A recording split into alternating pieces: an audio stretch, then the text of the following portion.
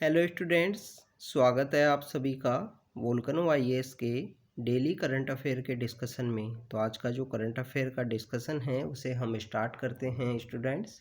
सबसे पहले हम बात करें हमारे प्रीवियस लेक्चर के क्वेश्चन की, तो हमने आरबीआई के बारे में डिस्कस किया था स्टूडेंट्स। वहाँ पे आरबीआई की अगर हम बात करें स्टूडेंट्स, आरबीआई हमारे कंट्री की इकोनॉमी को स्टेबलाइज करने में काफ़ी इम्पोर्टेंट रोल प्ले करता है। काफ़ी सारे इनिशिएटिव्स लिए जाते हैं आरबीआई के द्वारा, चाहे बैंकों की मनमानी को कंट्रोल करना हो, कस्टमर वेलफेयर को प्रमोट करना हो। काफ़ी सारे ऐसे इनिशिएटिव्स हैं जिसके थ्रू इकोनॉमी को यहाँ पे या स्टेबलाइज किया जा सके। अगर हम आरबीआई के इस्टेब्लिशमेंट की बात करें स्टूडेंट्स, 1934 का जो एक्ट है आरबीआई एक्ट, उसके थ्रू इसको इस्टेब्लिश किया गया है 1 अप्रैल 1935 को। एक इसके अंदर गवर्नर होते हैं, 4 इसके अंदर डिप्टी गवर्नर होते हैं।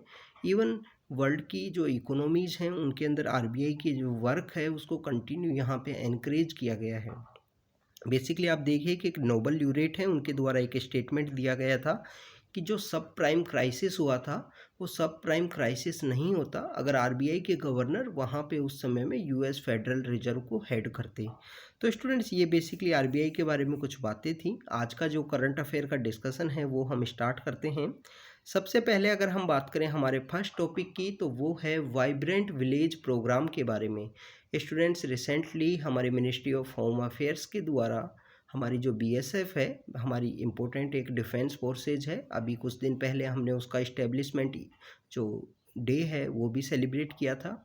तो जो बीएसएफ है, बीएसएफ को गाइडलाइन दी गई है या उनको बताया गया है कि आप वाइब्रेंट विलेज प्रोग्राम को सक्सेस करने के लिए आप कंटिन्यू इनिशिएटिव्स में हेल्प कीजिए, उन विलेजेस में विजिट कीजिए, उन विलेजेस के जो लोग हैं उनके अंदर अवेयरनेस है उसको आप जनरेट कीजिए। बेसिकली वाइब्रेंट विलेज प्रोग्राम की अगर हम बात करें, हमारे फाइनेंस मिनिस्टर के द्वारा जो बजट स्पीच है उसके अंदर 2022 का जो बजट स्पीच है उसके अंदर इस कॉन्सेप्ट को, इस प्रोग्राम को उन्होंने लॉन्च किया था, vibrant village programme. Vibrant village programme का मेन एम ये है, हमारी जो बॉर्डर है, जो चाइना के साथ हमारी बॉर्डर है, उसके 3 स्टेट इन्होंने मेजर किए हैं, जिसमें हिमाचल प्रदेश है, उत्तराखंड है और हमारा अरुणाचल प्रदेश है। तो चाइना के साथ बॉर्डर वाले जो विलेज हैं, उन विलेज में ये जो 3 स्टेट के अंदर ऐसे कोई विलेज हैं जिनके साथ में चाइना की बॉर्डर शेयर होती है, उन विलेजेस में इंफ्रास्ट्रक्चर को प्रोवाइड करना है। अब इंफ्रास्ट्रक्चर किस तरीके का, आप देखिए कि बिल्डिंग इंफ्रास्ट्रक्चर हो, हॉस्पिटल हो, टूरिस्ट कनेक्टिविटी हो, हाउसिंग कनेक्टिविटी हो, डिसेंट्रलाइज प्लानिंग हो, रिन्यूएबल एनर्जी हो। तो इस तरीके की जो बेसिक जो थिंग्स हैं किसी भी एक विलेज के लिए, उसका सस्टेनेबल डेवलपमेंट के लिए, वो सभी चीज़ें वहाँ विलेज एरियाज़ के अंदर होनी चाहिए। ये गवर्नमेंट का एक इनिशिएटिव है। तो बेसिकली बिल्डिंग करना है, इंफ्रास्ट्रक्चर बनाना है, जिसमें आप देखिए कि पीएससी वहाँ बनाई जाएगी, गवर्नमेंट स्कूल्स का वहाँ डेवलपमेंट किया जाएगा, टूरिस्ट सेंटर्स के रूप में उनको डेवलप किया जाएगा उन विलेजेस को। इसके अलावा स्टूडेंट्स, अगर हम बात करें कि जो नॉर्दर्न बॉर्डर है उसके पास में जो पॉपुलेशन है बेसिकली काफ़ी कम है उन एरियाज़ में, तो लिमिटेड कनेक्टिविटी है, इंफ्रास्ट्रक्चर भी इतना अच्छा नहीं है। इसी वजह से गवर्नमेंट का ये एफर्ट्स है कि इन एरियाज़ में जो गांव है, गाँवों को अच्छे से डेवलप किया जाए। बेसिकली आप देखिए कि स्टूडेंट्स, गवर्नमेंट के द्वारा हमारे विलेजेस एरिया को डेवलपमेंट करने के लिए काफ़ी सारे ऐसे जो इनिशिएटिव हैं वो लिए गए हैं, जिसमें आप देखिए कि जो रूरबन मिशन है, rurban mission basically rural areas में अर्बन की तरह जो क्लस्टर एक्टिविटी हैं उनके रूप में उनको डेवलप करना है। बॉर्डर एरिया डेवलपमेंट प्रोग्राम के बारे में आपने सुना होगा, भारतमाला परियोजना के बारे में आपने सुना होगा कि बॉर्डर के आसपास जो कनेक्टिविटी है उसको इंक्रीज किया जा सके। तो ये बेसिकली वाइब्रेंट विलेज प्रोग्राम भी सेम उसी इनिशिएटिव के ऊपर है। यहाँ पे कुछ सिलेक्टेड एरिया देखने की कोशिश की गई है। अब सिलेक्टेड एरिया क्या है कि चाइना के साथ में जो 3 स्टेट बॉर्डर शेयर करते हैं, हिमाचल प्रदेश, उत्तराखंड एंड अरुणाचल प्रदेश। अब आपसे क्वेश्चन किस तरीके से पूछा जा सकता है, इसमें क्वेश्चन आपसे पूछा जाएगा कि क्या एक स्टेटमेंट दे दिया जाएगा कि इंडिया के सभी स्टेट्स में जो विलेज हैं या सभी बॉर्डर विलेज हैं सभी स्टेट्स के अंदर में, उनके अंदर बेसिकली इस प्रोग्राम को इम्प्लीमेंट किया जाएगा। तो आपको पता होना चाहिए कि ओनली 3 ही स्टेट हैं, हिमाचल प्रदेश, अरुणाचल प्रदेश और हमारा उत्तराखंड जो है। इन सभी तीनों स्टेट्स के अंदर में इन ऐसे विलेज जिनकी चाइना के साथ में बॉर्डर शेयर होती है, वहाँ पे इस प्रोग्राम को इम्प्लीमेंट किया जा रहा है। तो बेसिकली स्टूडेंट्स ये वाइब्रेंट विलेज प्रोग्राम है, वाइब्रेंट विलेज प्रोग्राम के बारे में आपको पता होना चाहिए। अब हम चलते हैं हमारा जो नेक्स्ट टॉपिक है नीलगिरी तहर के बारे में। स्टूडेंट्स नीलगिरी तहर से रिलेटेड एक तमिलनाडु गवर्नमेंट का एक इनिशिएटिव है। उन्होंने नीलगिरी तहर के कंजर्वेशन से रिलेटेड जो प्रोजेक्ट है वो लॉन्च किया है। नीलगिरी तहर काफ़ी इंपॉर्टेंट है, यूपीएससी के द्वारा 2014 और 15 के समय में 2014-15 के समय में क्वेश्चन पूछा गया था। नीलगिरी तहर बेसिकली तमिलनाडु के अंदर ये पाए जाते हैं। नीलगिरी जो एरिया है वहाँ पे हाइट के अंदर इनका जो आकार है, इनकी जो बेसिकली हम बात करें कि जो हॉर्न है वो भी काफ़ी डिफरेंट होते हैं। आप ज़रूर इनके बारे में गूगल करके इनकी फ़ोटो देखना। तो नीलगिरी तहर की अगर हम बात करें स्टूडेंट्स इस कंजर्वेशन प्रोग्राम की, तो नीलगिरी तहर के इस प्रोजेक्ट में तमिलनाडु गवर्नमेंट का जो प्लान है कि नीलगिरी तहर की जो पॉपुलेशन है उससे रिलेटेड यहाँ पे जो सर्वे हैं वो कंडक्ट किए जाएं, रेडियो टेलीमेट्री जो स्टडीज़ हैं वो कंडक्ट की जाएं, जिससे उनकी जो पॉपुलेशन है उनको कितना यहाँ पे पॉपुलेशन डिक्लाइन हो रही है या इंक्रीज हो रही है, कौन से ऐसे एरियाज़ हैं जहाँ पे इनको रीइंट्रोड्यूस करने की ज़रूरत है। तो ये सब कुछ इनिशिएटिव्स इस प्रोग्राम के थ्रू लिए जाएंगे। रीइंट्रोड्यूस किया जाएगा तहर को, उनके जो हिस्टोरिकल हैबिटाट हैं एड्रेस किया जाएगा, उनकी जो भी थ्रेट्स हैं उनको लिए, और पब्लिक को यहाँ पे इस स्पीशीज़ से रिलेटेड अवेयर किया जाएगा कि कितना ये इम्पोर्टेंट है, किस तरीके से इसको प्रोटेक्ट करके रखना है। ये प्रोग्राम की अगर हम बात करें स्टूडेंट्स 5 साल के लिए ये प्रोग्राम है, 2022 से 2027 के लिए। बेसिकली ये एक स्टेट गवर्नमेंट का इनिशिएटिव है, बट हमारे लिए इम्पोर्टेंट ये है कि नीलगिरी तहर क्या है, उसका स्टेटस क्या है, ये हमारे लिए सबसे ज़्यादा इम्पोर्टेंट है। अगर हम बात करें स्टूडेंट्स नीलगिरी तहर की, तो ये बेसिकली एक ट्रॉपिकल माउंटेन्स के अंदर में पाई जाती है। सदर्न जो माउंटेन्स हैं, ट्रॉपिकल जो सदर्न माउंटेन्स है वहाँ पे ये पाई जाती है नीलगिरी तहर। ये बेसिकली एक एंडेमिक है वेस्टर्न घाट्स में। अब ये क्वेश्चन इस तरीके से आपसे पूछ लिया जाएगा, क्या Nilgiri tahr is endemic to the western Ghat? तो आपको पता होना चाहिए कि एंडेमिक है वेस्टर्न घाट्स के लिए। किस तरीके से एंडेमिक है स्टूडेंट्स, कि वेस्टर्न घाट्स का जो सदर्न एरिया है, जो केरला और तमिलनाडु का जो एरिया है, वहाँ पे बेसिकली ये लार्ज अमाउंट में, लार्ज जो संख्या है उसके अंदर ये पाई जाती है। तो जो केरला और तमिलनाडु का जो एरिया है, जो नीलगिरी का जो एरिया है वहाँ पे पाई जाती है। IUCN स्टेटस इसका एंडेंजर्ड है, और हमारा जो वाइल्ड लाइफ प्रोटेक्शन एक्ट का शेड्यूल 1 के अंदर इसको कंजर्व किया गया है, प्रोटेक्ट किया गया है। बेसिकली स्टूडेंट्स ये आपको पता होना चाहिए कि नीलगिरी तहर क्या है, क्या उसका IUCN स्टेटस है, कहाँ पे वो एंडेमिक है। अब वेस्टर्न घाट से रिलेटेड आप देखिए कि 2016 में जो प्रीलिम्स का पेपर था उसके अंदर कुछ स्टेट्स के नाम दे दिए गए, और यहाँ पे पूछ लिया गया कि इनमें कौन कौन से एरियाज़ में, कौन कौन से स्टेट्स में जो वेस्टर्न घाट है वो गिरता है। तो ये आपको पता होना चाहिए कौन कौन से स्टेट्स हैं। अब ये वेस्टर्न घाट के लिए एंडेमिक है, और वेस्टर्न घाट का जो वो पार्ट जो केरला और तमिलनाडु का जो एरिया है उसको कवर करता है। अब हम बात करें स्टूडेंट्स हमारे नेक्स्ट टॉपिक की, तो नेक्स्ट टॉपिक है इंडियन साइंस कांग्रेस के बारे में। इंडियन साइंस कांग्रेस की अगर हम बात करें स्टूडेंट्स, इसका जो 108 जो सेशन है आज इसका स्टार्ट होने वाला है 3 जनवरी को। हमारे ऑनरेबल प्राइम मिनिस्टर इसके जो ओपनिंग जो सेशन है उसको एड्रेस करेंगे। इंडियन साइंस कांग्रेस काफ़ी इंपॉर्टेंट एक बॉडी है जो हमारी साइंटिफिक कम्युनिटी है उससे रिलेटेड ये हर साल जनवरी के फर्स्ट वीक में ऑर्गेनाइज की जाती है।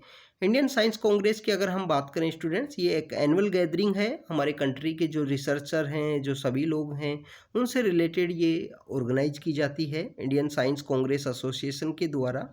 इस साल जो इंडियन साइंस कांग्रेस की जो मीटिंग होने वाली है उसकी अगर हम थीम की बात करें, science and technology for sustainable development with women empowerment. तो साइंस एंड टेक्नोलॉजी का यूज़ करते हुए सस्टेनेबल डेवलपमेंट करना है, और वुमेन का एम्पावरमेंट यहाँ पे होना ज़रूरी है, क्योंकि वो काफ़ी ज़्यादा इम्पोर्टेंट जो थीम है इसी तरीके से लिखी जाती है कि सभी डायमेंशंस को कवर किया जाए। अगर हम बात करें स्टूडेंट्स इंडियन साइंस कांग्रेस की, तो इसकी जो पहली मीटिंग थी ये 1914 के समय में 1914 के समय में इसकी जो मीटिंग है वो ऑर्गेनाइज हुई थी। ये basically aesthetic society of Calcutta है, उसके प्रेमाइस में इसकी पहली मीटिंग होती है 1914 के समय में। अगर हम बात करें स्टूडेंट्स इंडियन साइंस कांग्रेस के जो सेक्शंस हैं, काफ़ी सारे जो सेक्शन हैं वो कवर किए जाते हैं इंडियन साइंस कांग्रेस के द्वारा, जिसमें एग्रीकल्चर है, फॉरेस्ट्री साइंस है, अर्थ साइंस है, इसके अलावा इंजीनियरिंग साइंस है, इन्वायरमेंटल साइंस है, मैथमेटिक्स साइंस है, मेडिकल साइंस, ऐसे काफ़ी 14 ऐसे डोमेन हैं जिनको कवर किया जाता है इंडियन साइंस कांग्रेस के द्वारा। स्टूडेंट्स काफ़ी ज़्यादा इम्पोर्टेंट ये है कि काफ़ी सारे जो स्कूल चिल्ड्रंस हैं उनको भी यहाँ पे बुलाया जाता है। इसके अलावा जो चिल्ड्रंस से रिलेटेड जो साइंस कांग्रेस है वो भी अभी जनवरी के अंदर ही ऑर्गेनाइज की जाएगी। तो इंडियन साइंस कांग्रेस एक काफ़ी अच्छा इनिशिएटिव है। हमारे कंट्री के जो सभी रिसर्चर हैं, जो साइंटिफिक बैकग्राउंड से बिलोंग करते हैं, क्योंकि साइंटिफिक टेम्पर का जो डेवलपमेंट होना काफ़ी ज़्यादा इम्पोर्टेंट है और ये हमारी फंडामेंटल ड्यूटी के अंदर भी लिखा हुआ है। जो आर्टिकल 51A के थ्रू जो फंडामेंटल ड्यूटीज़ हैं उसके अंदर भी बात की गई है कि साइंटिफिक टेम्पर है वो कंट्री के जो पीपल हैं उनके अंदर होना चाहिए। अब हम बात करें यहाँ पे जो इसको पहली बार ऑर्गेनाइज किया गया था, एशियाटिक सोसाइटी ऑफ कैलकाटा का जो प्रीमाइस था, जो प्रांगण था, वहाँ पे इसको ऑर्गेनाइज किया गया था। एशियाटिक सोसाइटी की बात करें स्टूडेंट्स, 1784 के समय में इसको इस्टेब्लिश किया गया था एशियाटिक सोसाइटी को। ये विलियम जोन्स हैं, वो पर्सनैलिटी हैं जिनके द्वारा इसको इस्टेब्लिश किया गया। ओरिएंटल रिसर्च यहाँ पे मेन डोमेन था जिसके लिए एशियाटिक सोसाइटी इस्टेब्लिश हुई थी। 1828 का जो समय है उस समय तक किसी भी इंडियन को इसका जो मेंबर है वो नहीं रखा गया था। द्वारकानाथ टैगोर पहले ऐसे पर्सन हैं जिनको ऐड किया गया था एशियाटिक सोसाइटी के अंदर में। ओरिएंटल रिसर्च की जाती थी, हमारी जो पुरानी जो मैन्युस्क्रिप्ट्स हैं उनको यहाँ पे कलेक्ट किया जाता था, स्टडी किया जाता था। उसी के अंदर काफ़ी सारी मैन्युस्क्रिप्ट्स हैं जिसके अंदर एक पाठशानामा है, काफ़ी सारी ऐसी मैन्युस्क्रिप्ट्स हैं जिनको उस समय में एशियाटिक सोसाइटी के द्वारा पढ़ा गया। पाठशानामा की अगर बात करें हम, जिसको बादशाहनामा भी बोला जाता है, बेसिकली बादशाहनामा शाहजहाँ से रिलेटेड एक क्रॉनिकल है जिसे अब्दुल हमीद लाहौरी ने लिखा है। इसके अलावा स्टूडेंट्स अगर हम बात करें एशियाटिक सोसाइटी की, तो एशियाटिक सोसाइटी का जो नेम है वो भी चेंज किया गया काफ़ी बार। 1934 में इसको एशियाटिक सोसाइटी ऑफ बंगाल के नाम से जाना गया। बाद में जो रॉयल वर्ड है वो ऐड हुआ इसका 1936-37 के समय में। तो ये कुछ एशियाटिक सोसाइटी के बारे में बातें थी। अब इंडियन साइंस कांग्रेस जिसको ऑर्गेनाइज किया जाता है इंडियन साइंस कांग्रेस एसोसिएशन के द्वारा, उसके बारे में अगर हम बात देखें, Indian science Congress association basically 1914 के समय ही ये इस्टेब्लिशमेंट में आई थी ये बॉडी। इसका यहाँ पे बेसिक वर्क ये है, एक प्रोफेशनल बॉडी है।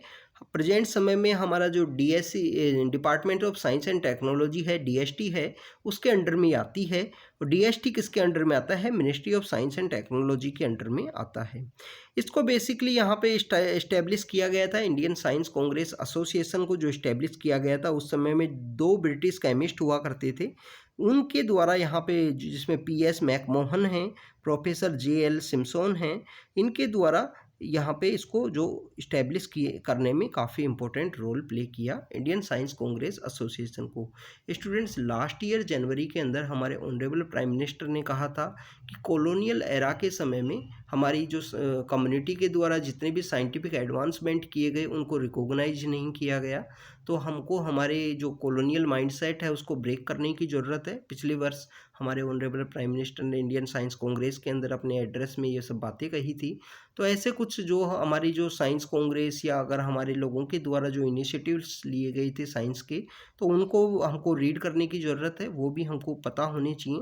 तो स्टूडेंट्स आज के करंट अफेयर में हमने इंडियन साइंस कांग्रेस के बारे में रीड किया, नीलगिरी तहर के बारे में देखा जो सदर्न इंडिया में पाया जाता है, और वाइब्रेंट विलेज प्रोग्राम के बारे में हमने स्टडी किया। हमारे जो चाइना के साथ बॉर्डर शेयर करते हैं 3 स्टेट, जिसके अंदर है हमारा हिमाचल प्रदेश, उत्तराखंड और अरुणाचल प्रदेश, उनके जो बॉर्डर विलेज हैं उनके अंदर बेसिकली इस प्रोग्राम को इम्प्लीमेंट किया जाएगा। तो स्टूडेंट्स ये हमारा आज का करंट अफेयर का डिस्कशन था। तो आप बने रहिए हमारे साथ, हम रेगुलरली इसी तरीके से आपको अपडेट करते रहेंगे। Thank you students, thank you very much.